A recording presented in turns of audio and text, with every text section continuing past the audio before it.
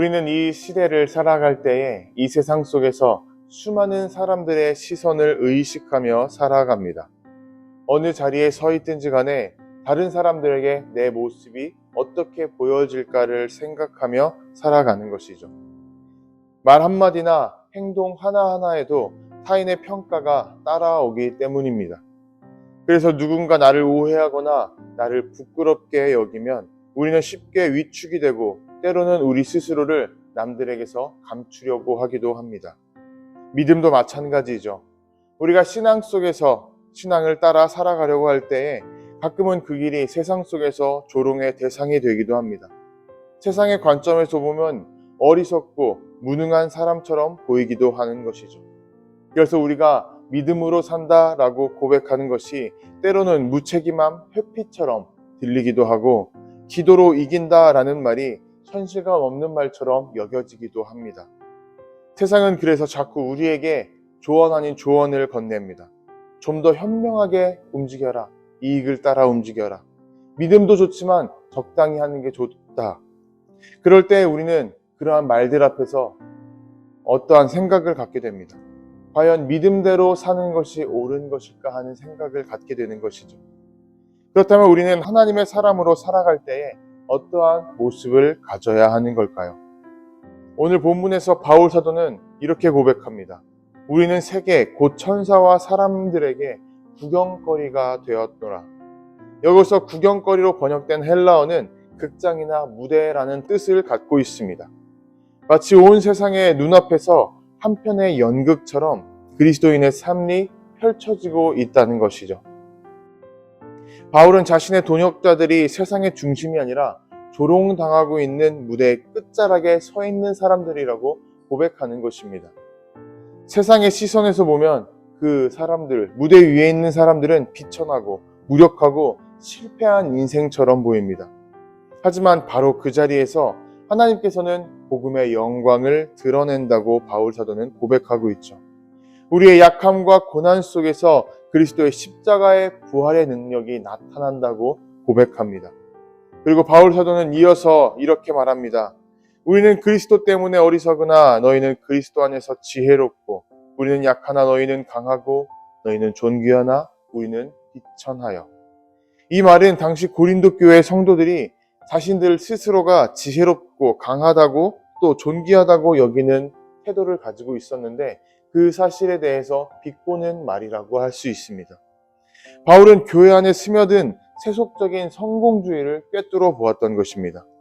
신앙마저도 세상의 지혜와 세상의 체면 그리고 힘과 명예로 판단하려는 그러한 고린도 교회의 성도들의 시선을 향해서 자신은 오히려 그리스도 때문에 약하고 어리석고 비천하다고 말하는 것이죠. 11절부터는 사도의 삶이 얼마나 고된지를 밝히고 있습니다. 줄이고 목마르고 헐벗고 매맞고 정처 없고 또 수고한다고 말합니다. 사도로서 복음을 전하는 삶 자체가 세상의 기준에서 보면 철저한 실패자처럼 보일 수 있다는 것입니다. 하지만 그 낮은 자리에서 복음은 생명력 있게 살아 움직입니다. 바울은 그 가운데에서 자신의 권리를 주장하지 않고 기꺼이 낮은 자리로 내려감으로써 그리스도의 복음을 더 분명하게 드러내는 삶을 살았습니다. 그것이 바로 십자가의 본을 따르는 그러한 삶인 것입니다. 세상 앞에서는 구경거리처럼 비춰질 수 있지만 하나님 앞에서는 가장 순종의 모습을 보이는 복된 삶의 모습입니다. 베드로 사도 역시 말합니다. 그는 욕을 당하시되 맞대어 욕하지 아니하시고 고난을 당하시되 위협하지 아니하시며 오직 공의로 심판하시는 이에게 부탁하시며. 우리의 삶이 그러한 자리에 있는 것입니다. 어리석어 보일지라도 조롱당해 보일지라도 끝까지 믿음의 기준만을 붙잡고 나아가는 것입니다. 그래서 남들이 조롱할 때에 우리도 조롱으로 맞서는 것이 아닙니다. 고난을 당할 때에 고난 주는 사람들을 향해서 그 세상을 향해서 위협하거나 욕을 하는 것이 아닌 것이죠. 온전히 복음만을 붙잡고 복음만을 기준으로 삼아 담대히 나아가는 것입니다.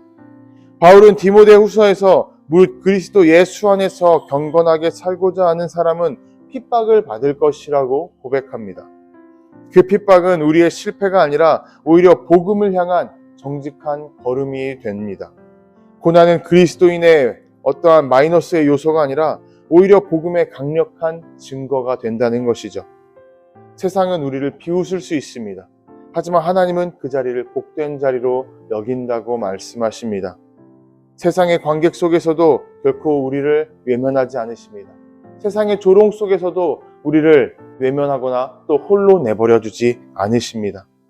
그리스도의 십자가도 그리고 그 구원의 모대도 세상의 조롱 앞에 세워져 있었지만 그곳에서 바로 구할의 문이 열렸고 우리를 향한 사랑의 구원의 문이 열렸던 것처럼 우리의 연약함과 고난도 하나님의 영광을 드러내는 무대로 변할 것입니다. 우리는 지금도 하나님의 이름으로 살아가는 사람들이 조롱당하고 비난받는 세상에서 살아가고 있습니다. 믿음대로 살아간다는 이유 하나만으로 불이익을 당하고 외면을 당하고 그리고 어리석다는 평가를 받기도 합니다. 우리는 세상의 관객 앞에 서 있는 배우들이 아니라 하나님 앞에 부르심받은 증인들입니다. 믿음의 길이 불편하고 힘든 길이라 할지라도 그 길 끝에서 주님은 반드시 우리에게 말씀하실 것입니다. 잘하였다, 충성된 종아. 우리의 걸음이 때로 넘어지고 눈물로 얼룩진다 할지라도 주님께서는 우리의 고백과 또 순종의 걸음을 기억하여 주시고 결국 영광의 면류관을 씌워 주실 것입니다. 주님께서 반드시 그 삶을 귀하게 여기실 것이고 우리의 고난을 하나님의 영광으로 바꿔 주실 줄 믿습니다. 믿음으로 걸어가는 이 길에서 세상의 눈이 아니라 하나님의 눈을 바라보며 살아가는 우리가 되기를 주님의 이름으로 도전하고 축복합니다.